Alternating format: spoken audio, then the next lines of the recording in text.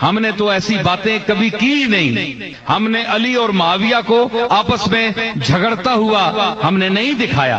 और कौन सी चीजें हैं कि जो आपके सामने न हो, और जनाब अली के साथ जो ज्यादतियां हुई हैं, इमाम हंबल को मैं सामने लाता हूं, उन्होंने इससे भी बड़ी गुस्ताखी की है। मैंने तो कुछ कहा ही नहीं, इनसे बड़ी गुस्ताखी की है। इनके दौर में खिलाफत का जाहिर ढांचा रह गया, रूह खत्म हो गई है। जो उनके हाथ की लिखी हुई आज तक उनके तबर्रुकात में रखी हुई है, उसको टैली कर लें कि क्या उन्हीं की तारीर है या नहीं, वो मौजूद है। उन्होंने जो इनके बारे में लिखा है कि वो इनके दौर में खिलाफत का जाहिर ढांचा रह गया, रूह खत्म हो गई।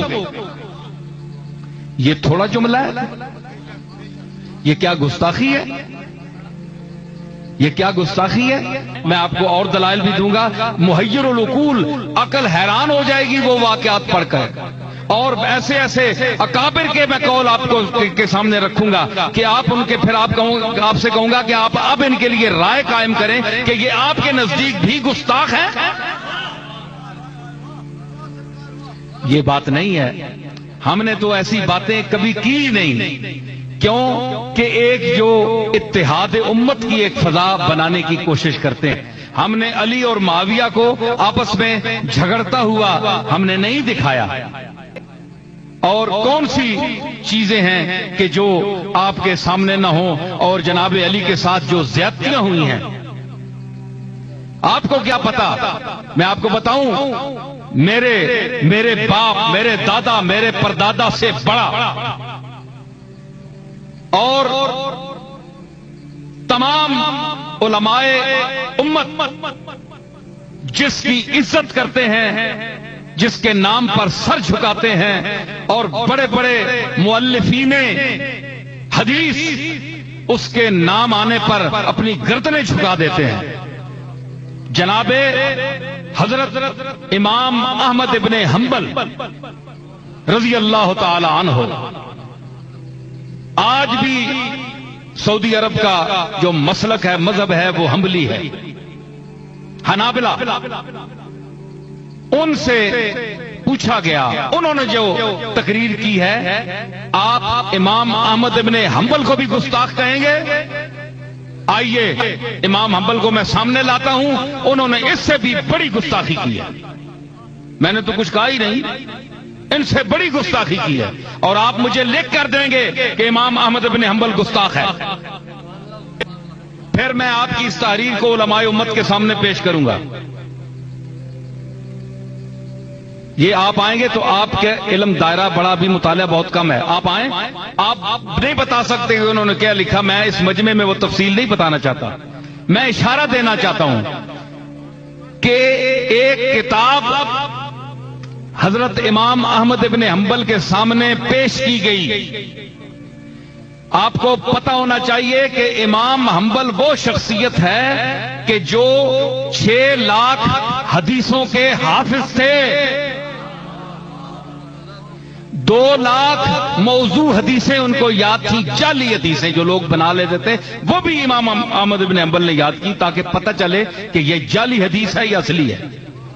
इतने बला का, हाफजे का आदमी, उनके सामने एक किताब पेश की गई जिसमें बनु उमय्या के लिए बड़े अच्छे अल्फाज हदीस के नकल किए गए, कुछ दुआएं की गई, कुछ इनके लिए फजाइल बयान किए गए।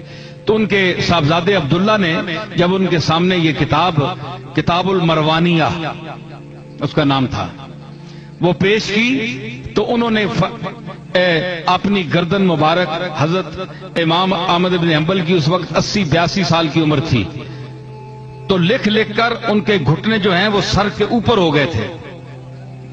फिर जो वो खल के कुरान के सिलसिले में जो अजाब झेलते रहे, बादशाह एक वक्त के साथ टक्कर ली। आज भी मौलवी हैं, आज भी पीर हैं, आज भी बड़े मशाइख हैं, आज भी बड़े बड़े अल्लामे हैं। कोई पीर इमाम अहमद इब्ने हंबल की जूतों की धूल तक भी नहीं पहुंच सकता, ना कोई आलिम दीन पहुंच सकता। جس راستے سے امام احمد ابن حنبل گزرے ہیں اس کی اقطاب اور غوث اس کی گرد راہ کو ترستے ہیں۔ عبداللہ نے کہا کہ بابا یہ کتاب دیکھیں، ان میں بڑی ان کی تعریف ہے بنو امیہ کی۔ تو انہوں نے کہا کہ یہ جاہز ایک بدصورت انسان جو مکے میں تھا، جو بنو امیہ کا ہم اثر تھا، اور وہ بدترین جس طرح یوسف خوبصورت ترین انسان اللہ نے پیدا کیا، تو کتابوں نے جاہز کے لیے لکھا جیم الف ہائے ہتی اور زوئے جاہز۔ تو بدترین صورت والا ایسا بدصورت انسان کسی نے نہیں دیکھا، اتنا بدصورت تھا وہ۔ اور اللہ نے اس کو کمال کیا دیا تھا کہ جب وہ اب موڈ میں بولتا تھا تو ایسا فصیح و بلیغ جملہ عربی کا نکلتا تھا اس کے منہ سے جس طرح حضور رسالت میں آپ بول رہے ہوں، حضور سے ملتا جلتا، اس میں حضور کی فصاحت و بلاغت کی بو آتی تھی، خوشبو آتی تھی، اتنا فصیح تھا وہ۔ جملہ بولتا تھا تو پتہ تھا لگتا تھا کہ رسول اللہ کی حدیث کا ٹکڑا ہے۔ اس کو بنو امیہ نے پیسے دیے اور ان سے جعلی حدیثیں کھڑوائی۔ حضرت امام حنبل نے یہ جملہ فرمایا اور لکھا ہوا ہے، میرے پاس ثبوت ہے، یہ ایک امام کی تحقیق ہے اور بہت بڑا امام ہے، میں اپنی طرف سے نہیں کہہ رہا ہوں، یہ ساری ان کی یہ گھڑوائی ہیں اور یہ حدیثیں جعلی گھڑوا کر اس کو بعد میں نقل کیا، ساری کتابوں نے نقل کیا۔ تو مطلب یہ ہے کہ انہوں نے کہا کہ یہ چیز جو ہے، انہوں نے ایک اور جملہ کہا، امام احمد بن حنبل نے فرمایا کہ اصل بات ہے یہ ہے بیٹا کہ علی قلیل الاحبا تھا اور کثیر الاعداء تھا۔ علی کے دوست تھوڑے تھے، دشمن زیادہ تھے۔ تو اس کی وجہ کیا ہوتی ہے؟ یہ تو امام احمد بن حنبل کا ارشاد ہے نا جو میں پیش کر رہا ہوں۔ اس کی وجہ میں نے کیا سمجھی؟ اس لیے کہ دوست ہوتے ہیں ان کے زیادہ جن کے جو کھلائیں، جن کا دسترخوان وسیع ہو، جو جن کے پاس آنا جانا وسائل اور دنیاوی مفادات زیادہ ہوں، لوگ ان کے پاس ٹوٹ کر جاتے ہیں کہ کھانا کھا لیں گے، پیٹ بھر لیں گے، کوئی کام ہوا تو کسی سے کرا لیں گے، اثر رسوخ والا آدمی ہے، مال ماڑیوں والا ہے، ان کے دوست زیادہ ہوتے ہیں۔ علی کے پاس کیوں جاتے بھائی؟ علی کے پاس تو نان جو تھی، جو کی روٹی تھی، اور پھر علی کو اللہ نے وہ مقام عطا فرمایا کہ رسول اللہ نے فرمایا انا مدینۃ العلم وعلی بابها، کہ میں علم کا شہر ہوں اور علی اس کا دروازہ ہے۔ تو علی کو دروازہ فرمایا۔ حضور نے بھی فقر اختیار فرمایا، حضور کے گھر بھی دیگیں نہیں پکتی تھیں، آپ کا فقر اختیاری تھا۔